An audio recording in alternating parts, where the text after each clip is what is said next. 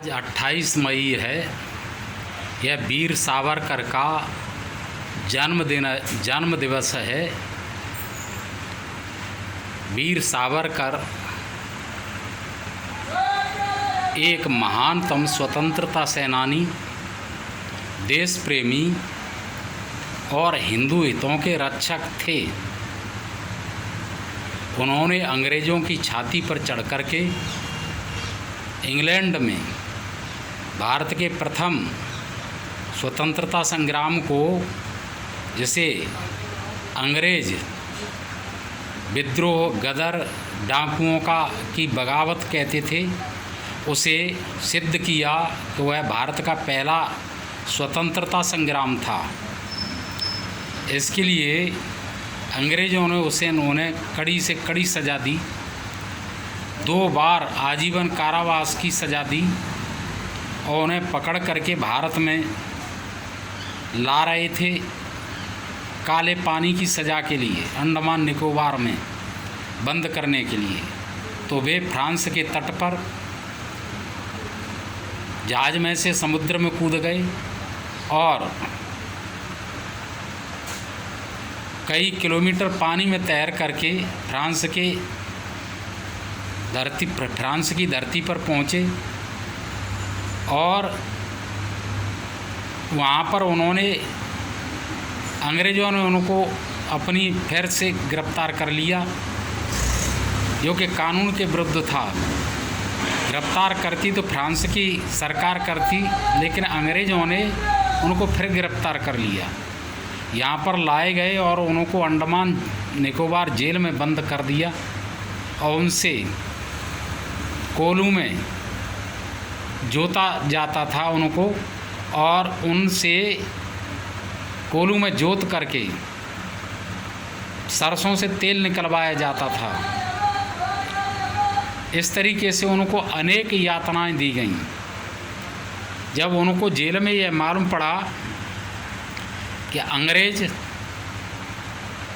Congress, communist, मुस्लिम league और मुस्लिम ये हिंदुओं को कुछ भी देने वाले नहीं हैं, इनका चारों का षड्यंत्र ये था कि हिंदुओं को 1 इंची भी ज़मीन नहीं दी जाए,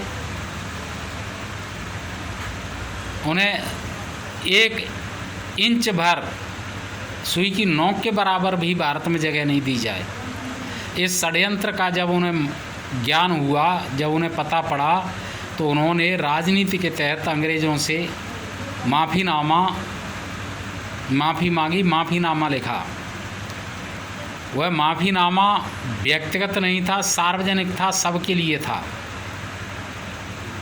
अंग्रेज़ों ने उनको जेल से रिहा किया, लेकिन कई शर्तें लगा दी, जैसे आप राजनीति में भाग नहीं लोगे, किसी सार्वजनिक सभा में भाग नहीं लोगे, कोई संगठन नहीं बनाओगे, कोई राजनीतिक दल नहीं बनाओगे और ज़िले से बाहर नहीं जाओगे। जब वो बाहर आए तो उन्होंने अपने मित्रों से मिल कर के राजनीति में भाग लिया, परोक्ष रूप से संगठन भी बनाया। अंग्रेज़ों ने फिर उस पर बैन लगा दिया। फिर उन्होंने दूसरा संगठन बनाया, उस पर भी बैन लगा दिया। फिर उन्होंने तीसरा संगठन बनाया, जिसे आज हिंदू महासभा कहा जाता है।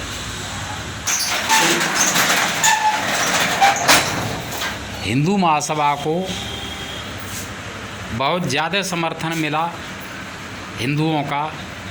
तो ये चारों षड्यंत्रकारी, अंग्रेज़, कांग्रेस, कम्युनिस्ट, मुस्लिम लीग और मुस्लिम नेता ये भयभीत हो गए। इन्हें लगा कि कहीं ऐसा ना हो कि पूरे भारत पर हिंदू समाज आधिपत्य कर ले, तो उन्होंने षड्यंत्र के तहत देश के विभाजन करवाया और इन सब ने मिलकर के किया।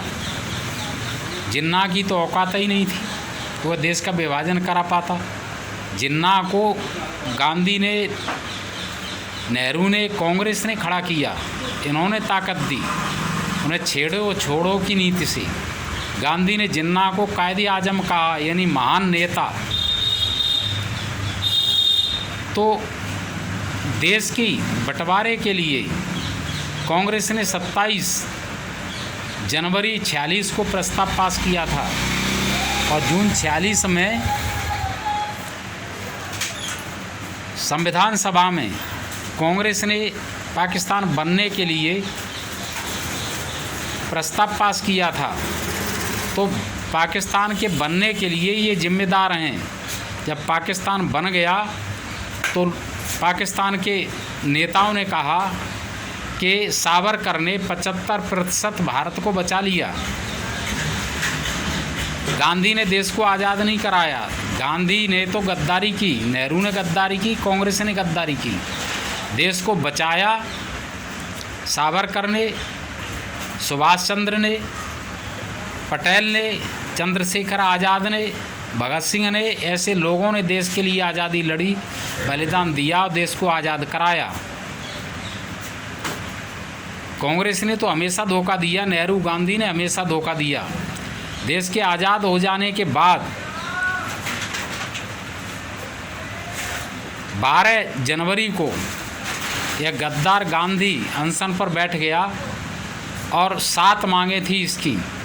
वो 7 पाकिस्तान और मुस्लिमों के फेवर में थी।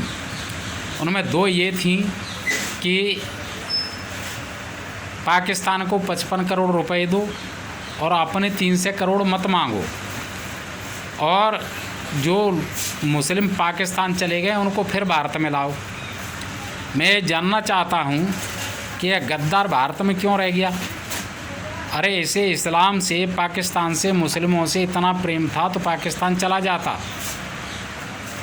इन 7 मांगों को पटेल ने और नेहरू ने उन गांधी के अनशन स्थल पर जाकर के माना। फिर इसने एक और बात खड़ी कर दी। पाकिस्तान जो है गलियारा मांग रहा था पश्चिमी पाकिस्तान से पूर्वी पाकिस्तान तक 15 किलोमीटर चौड़ा, उसके लिए देने के लिए गांधी तैयार था और हैदराबाद का भारत में विलय नहीं होने दे रहा था।